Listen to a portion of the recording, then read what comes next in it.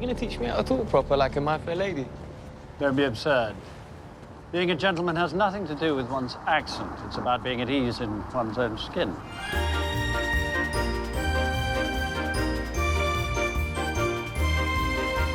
I recently come to realize how drastically my life has changed. From my young age, I struggled to find my uniqueness, to be noticed and respected by others. Deep down, I always craved that recognition. I once believed I had to wait until my biological age reached my 30s before I could be taken seriously. Just like David Ogilvy once said in his book, however hard you work, however knowledgeable you become, you'll be unable to represent your agency at the client's policy levels until you are at least 30 years old. Well, that might have been true 6 to 7 decades ago, when even younger men held high standards of professionalism and class. Standing out among them was typically hard, but I must say, that's no longer the case. Recently, there have been countless times when staff and others assume I was in my late 20s or even mid-30s. With the sartorial style I've learned from classic cinema, the polished gestures I practiced for years, and the depth of meaning I bring to conversations, I have achieved what my younger self could never have imagined. A serious business negotiation where other entrepreneurs took me seriously, and a effortless approach to dating that allowed me to finally break free from feelings of inferiority, and a fulfillment that has nourished my soul and shaped who I am. The path of the gentleman has truly transformed my life. Now, when we speak of the term gentleman, there are many ideologies and schools of thought around it. Some people think it's an outdated term, a relic of the past, representing nothing more than a man dressed in classic style. On the other hand, some argued it's not about attire at all, but rather about embodying classical masculine traits. While both views have merit, I believe we can agree that the concept of a gentleman is a blend of internal and external factors. That's why when we imagine a gentleman, names like Cary Grant or Sean Connery often come to mind. And just like the common comments I often see when watching clips of their films, they don't exist anymore. Now, you may be wondering, yeah, but what's so great about it? Why should we bother with being a gentleman in a world that seems indifferent to others? That is a great question and a perfect place to start digging into this rabbit hole. Let's begin with the idea of 21st century life as a man.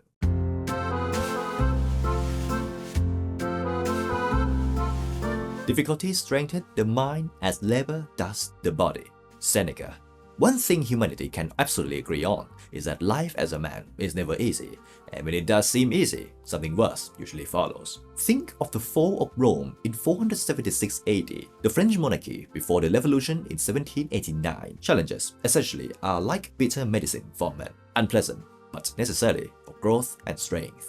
The modern world, while vastly different from past centuries, still presents its own set of challenges, whether it's dating where it's so hard to even catch a woman's attention, let alone start a conversation in real life, or the pleasure of life progression that seems more unrealistic than ever. From building an aesthetic physique to achieving financial independence, it all feels like it must be accomplished in your 20s or your early 30s, otherwise social media brands you a failure. For most men today, the struggle may not about physical survival, but the burden is heavy on a mental level. No wonder mental health issues have dramatically increased over the past decade. Now, I don't want to dig too deep into this topic since it's beyond my expertise, but gentlemen, let me share my experiences growing up as a young man in the 21st century. Before I was enlightened by the path of the classic gentleman, before I started dressing with sartorial elegance, putting others at ease and purposefully pursuing mastery in various fields, my teenage years were frankly pathetic. I apologize for the harsh word, but that's the term I would use to describe my younger self. Here's a brief picture of what happened. I used to think that wearing gym clothes to lectures was cool because I saw many fitness influencers of the 2010s doing it. I had no self-respect. I idolized beautiful young women, putting them on the pedestal like a priest would a virgin goddess. So after experiencing the consequences of these attitudes, I was exposed to the red pill and the manosphere alpha male movement that has been booming over the past years. I tried to adopt this mindset, focusing on aggression, assertiveness, and unapologetic behavior. I end up wearing gym clothes everywhere, not just to lecture classes, but even to nice restaurants. I spoke loudly and frequently using F-words. In essence, I did the opposite of what a gentleman should do, putting others at ease. While I admit that the red pill ideology awakened a certain masculine within me, suppressed by modern conditioning, it wasn't the answer I sought. What I was truly seeking was the ability to be at ease with myself so I could extend the same energy to others. I wanted an appearance and image that embodied refinement and decorum in everyday life. I desire a state of mind that was well-cultured, intelligent, and driven to pursue greater mastery in life. All this became clear to me when I discovered the essence of elegance, the lost virtue of a bygone era.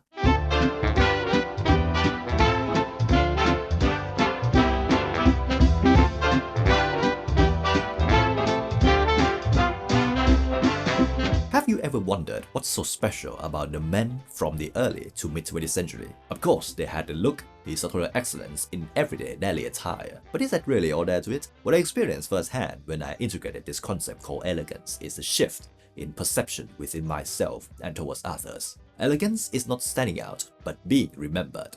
Giorgio Armani. It's the quality of being graceful and stylish, reflected through both your external appearance and internal mindset. It's the ability to make someone feel incredibly at ease within themselves, creating an irresistible allure that effortlessly attracts people, both men and women. Mark Manson offers an idea that captures this concept well. The less you need others, the more others are drawn to you. Elegance provides that self-confidence and comfort without showing any sign of neediness, and it can begin with something as simple as dressing in a sartorially classic manner and acquiring proper manners and etiquette in social interactions. Half a century ago, these elegant gestures and way of life were mandatory for ladies and gentlemen. They were expected by social norms, but today they have been lost in the sea of casual attire, turning them into an opportunity we can relish. So, gentlemen, this means the 2020s might be the best opportunity to embrace elegance at its finest. Now, let's revisit the debate from the earlier parts of this video, the question of external versus internal qualities. Some may argue it's not about how a man dresses but how he behaves. Others believe that simply wearing a bespoke suit from Savile Row, made from the finest fabric, makes one an elegant gentleman. Well, here's my argument. To achieve elegance, one must first be at ease with themselves, and the easiest step to tap into that is by dressing in an elegant manner. With great stylish clothes, a sense of refinement and confidence gradually transfer into your mindset, making it easier to embody the elegance of a gentleman. But of course, it's not a guarantee.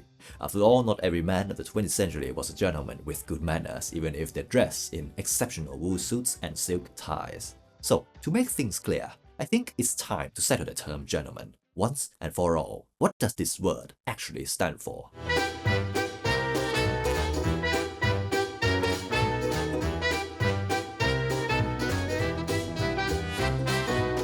Being well dressed hasn't much to do with having good clothes. It's a question of being good balance and good common sense. Oscar de la Renta. There's a reason why men who dress in classic style today are often considered gentlemen. External image plays a huge role in shaping perception as a whole. In the 21st century, where most men don't put effort into their style, those who do will naturally stand out, and with a sartorial ensemble, they are often associated with the men of the past, the gentlemen of the 20th century. While dressing in classic style won't guarantee you become a true gentleman of class, elegance, manners, and virtue, it certainly makes it easier to tap into that essence. Back in those golden days, men were men and women were women. Not to say the modern push for equality in terms of accessibility and human rights isn't good, but you know what I mean, right? Men in the 20th century upheld the code of chivalry, a tradition dating back to medieval times, emphasizing honor, courtesy, bravery, and respect. It's rooted in medieval knighthood, where knights were expected to uphold values like loyalty, humility, and integrity, not just in battle, but in everyday interactions. When you look deeply into this ideology, you realize how virtuous and gentlemanly it sounds, being polite, kind, and unselfish toward others. Now, the issue with chivalry is that it's traditionally emphasized behavior only for men toward women, and you know how that sounds in the modern world, where every aspect of society seems obsessed with equality. But that's not the debate here, because the overall point I want to convey is that 20th century men who dress in classic style often adhere to the code of chivalry and embody certain characteristics of masculine essence. That's why simply wearing a suit, shirt, tie, and dress shoes can make you feel connected to that legacy. However, dressing well and following chivalry are not the only virtues that define a gentleman. There's also the need for elegance, the ability to be at ease with oneself and channel that aura to those around him. In other words, if I had to define a gentleman in one sentence, it would be a man who embodies a harmonious blend of style and substance, showing grace in appearance and virtue in character. Now, I believe it's time to review every reason on earth for an aspiring man to become what I call a gentleman, the unfair advantage that can change the trajectory of one's life.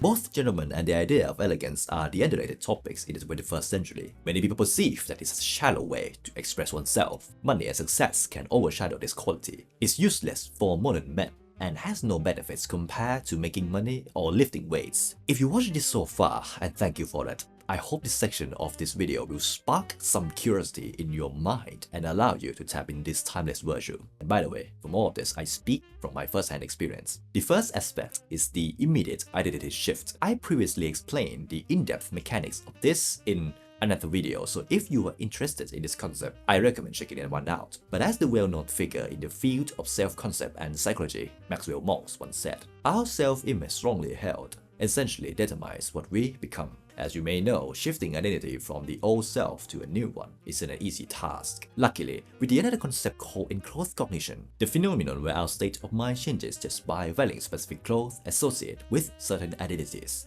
You can experience this transformation. Try it yourself. Put on a jacket or suit with dress shoes and you'll see what I mean. By dressing like a classic gentleman, you'll not only begin to feel more confident than ever, but other areas of your life will also gradually improve. In the modern world where standards are low and dressing well is no longer a necessity, choosing to dress elegantly signals that you take your life seriously and strive for excellence even when most people around you don't. This leads us to another significant benefit: socialization.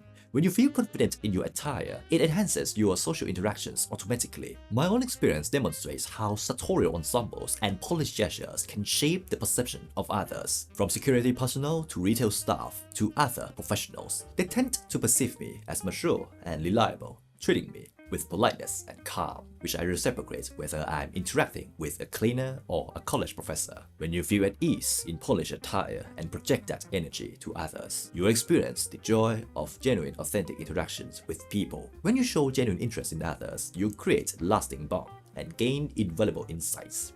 Dale Carnegie. This makes it easier to effortlessly connect with other human beings, both men and women. And all of this can start with simply dressing elegantly. Now, speaking of social interactions, there's a ripple effect in other areas that plays an important role in man's life. Professionalism. In the business world, reliability and trustworthiness are crucial factors that determine whether you succeed, close a deal, or achieve your goals. For those around my age who are in his early 20s, I understand how frustrating it can be in the professional world. Traditionally, younger men aren't always taken seriously by senior professionals or entrepreneurs. Even in today's world where many young professionals are creators or entrepreneurs who achieve remarkable things, external appearance still plays a significant role. By dressing in classic manner, you can bypass this barrier much more easily. Whether it's through the external appearance that signals maturity and professionalism, like a tailored jacket, dress shirt, and leather footwear, or the internal qualities of seriousness, high standards, and getting things done with elegance and ease, you can gain respect and acceptance from older professionals. This can be one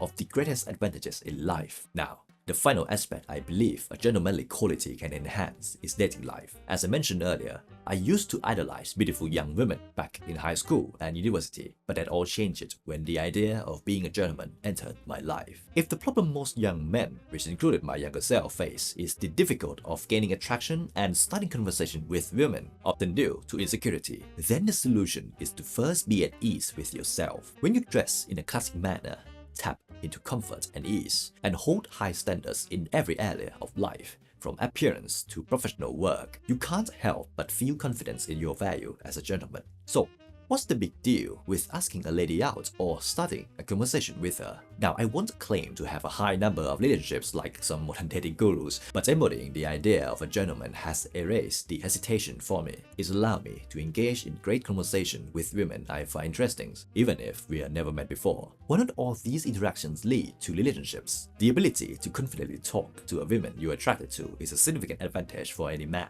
So, gentlemen, if you're wondering about the exact qualities and process needed to leverage this advantage in various areas of life, from self-perception, social interactions, career progression, and dating, I'm about to review them. The name of it is The Blueprint of Elegance, the qualities of a true gentleman. Kittredge is no great tower of strength, you know, Tracy. He's just a tower. The following framework starts with components that form the foundation and are the easiest to integrate, gradually building up to the more noble and idealistic qualities. As we already established, this blueprint of elegance encompasses both internal and external qualities. However, I like the common approach of self-actualization that typically begins with the internal. This blueprint starts with the external qualities, beginning with sartorial mastery. Style is the perfection of a point of view. Richard Eberhard. Before we begin, I need to clarify something. Why does it have to be the style known as sartorial? My argument is that sartorial style is the most precise way of embodying the essence of classic gentlemen, as it how men have dressed for over a century, and it still works in today's world. There's a video titled Dress Like a Classic Gentleman, in-depth sartorial guide, where I explain this ideology in detail. In essence, acquiring sartorial mastery is all about knowing the details of clothing. The more you know, the better. From the varieties of fabric, personal fitting, types of garments, the harmony of colors, and many more. If you haven't stepped into the sartorial world, all of this might sound overwhelming, which is why I am writing a book to make it easier to digest and implement. And by the time this issue launches, it should be almost ready. But from my experience, this knowledge comes gradually over time. The more frequently you choose to dress in the classic manner, the faster you climb the sartorial ladder and build your personal taste. The reason I place this component first is due to enclothed cognition, the psychological concept where clothes can influence our body and mind, transforming our state just by wearing them. To achieve the ideal elegance of a gentleman, the easiest step is to dress like one first. Over time, you begin to act, think, and speak like a gentleman, one who embodies depth, composure, and manners. Speaking of manners, the next component is entirely devoted to that, which is an awareness of others. The hardest job kids face today is learning good manners without seeing any. Fred Astaire. Dressing well is great, but dressing well and speaking well is even better. From my experience, although it's a minority, there are some sartorial connoisseurs who dress impeccably but speak rudely, using F-words all the time and show no regard for others due to snobbery. That's not what I considered a gentleman, just a guy who cosplaying as one, aiming for superiority over others. This component, charismatic manner, is about being aware of others, bringing humor and charm to conversation, and standing by your personal ideas with humility. How does that sound? Alluring, isn't it? While I'm far from achieving this ideal myself, it's an aspirational position to aim for. Cary Grant is a master of this. His demeanor, the tempo of his speech, and his gestures are impeccable. I'm not sure what he was like off screen, but on screen he's perfectly portrayed the components of charismatic manner. Developing a sense of charisma involves a combination of elements from self-awareness to socialization. My personal method involves exploring timeless socialization theories from Carnegie's book, particularly the famous How to Win Friends and Influence People. I combine these principles with a sartorial ensemble that makes me feel at my best and at ease, ready to interact with anyone from ticket concierge to a ladies I would like to know better. But of course, no matter how excellent one's sartorial sense and how charismatic their character is, if a man lacks substance and intellectual depth, that's not the position we want to end up in. This brings us to the third component, intellectual substance. The test of first-rate intelligence is the ability to hold two opposed ideas in the mind at the same time and still retain the ability to function. Francis Scott Fitzgerald. What is the meaning of intelligence? It's certainly not the score from a school exam in subjects like mathematics or physics. If it were, then Winston Churchill would be the silliest person alive. In my perspective, intelligence is the ability to learn, analyze, interpret, and creatively solve problems, even if it's based on the academic theories of Jean Piaget, who said intelligence is what you use when you don't know what to do. It's aligned with the same idea. This is where true nobility is distinguished from shallow pretentiousness, a man of substance and style versus just a charismatic handsome face. Now, you might ask, yeah Patrick, but which subject or idea should a gentleman cultivate in his mind? At the time of recording this video, I would say it should be anything that allows you to become the ideal version of yourself, something that will serve you along the way into the life you want to live, whether it's philosophy, technical skill in career, emotional intelligence, physical training, or any other pursuit. Because in the end, a gentleman needs stability in his life, and it must be unchained and unbound to any specific entity. It should provide freedom, which is another essential component here. Freedom means the opportunity to be what we never thought we would be. Daniel J. Boston. Before we dive deeper, I must admit I'm far from achieving this component myself, as I'm still finding my way and working toward it. So I'll narrate from the perspective of someone who has already reached that level, even if they are fictional character, like Thomas Crown. If you haven't watched the Thomas Crown Affair, I highly recommend it for both style study and lifestyle inspiration. What we explore is his approach to life as a man who seemingly has it all. He possesses everything one could hope for in a capitalist society: undeniable success, heaps of wealth, a connoisseurship of the finer things in life, and the freedom to do as he pleases. Yet he still seeks mental stability and peace through high stakes and adrenaline fuel heist. Now, I'm not suggesting that to find peace of mind you need to rob a national bank or steal a Monet painting, but as an ideal gentleman, the freedom to live life without asking permission or adhering to conditions imposed by others is crucial. A financial situation that allows you to live at your ideal standard without obligation, a physical condition that enables you to explore what the world has to offer, and a mental state that provides peace and presence. While these sound simple, we both know how challenging it is to achieve all of them. But as our lives continue, unchained stability becomes a necessity if we are to embody and experience the life of a true gentleman who lives freely, independent of external conditions. There is, however, one final component that makes the idea of a gentleman so compelling, the one we all admire in various film characters: multidisciplinary mastery. Specialization is for insects. Robert A. Heinlein. There's something special about figures like Da Vinci or Franklin, or even James Bond and Thomas Crown. These gentlemen excel in multiple areas of life, each with their own unique combination of skills. For Da Vinci, it was art, science, and invention. For Franklin, it was diplomacy, innovation, and literature. For Bond, it's espionage, elegance, and combat mastery. And for Crown, it's artistry, strategy, and sophistication. I personally believe that the path of mastery is admirable and something every human should aspire to pursue. Of course, it depends on each person's preference, but if you watch this far, I believe we're on the same page. Capability is a desirable trait for a man, and for a gentleman who holds a high standard in life, from how he dresses to how he interacts socially, he will certainly pursue the mastery he aspires to acquire. Both you and I have our own interests, our own uniqueness, and our own vision of the life we want to live. It doesn't have to be confined to a single dimension, as modernity often dictates. Oh, I've graduated in this major, so I must pursue a career in this field for the rest of my life. This may sound like a naive statement from someone my age, but life is full of possibilities and endless paths. It's entirely normal to aim high and want to excel in various fields of expertise, just like an elegant gentleman would always do. For me, it's artistic pursuits, culture, philosophy, storytelling, and physical fitness. For you, let me know in the comments. So gentlemen, if we review this blueprint, it looked like this. Start with component number 1,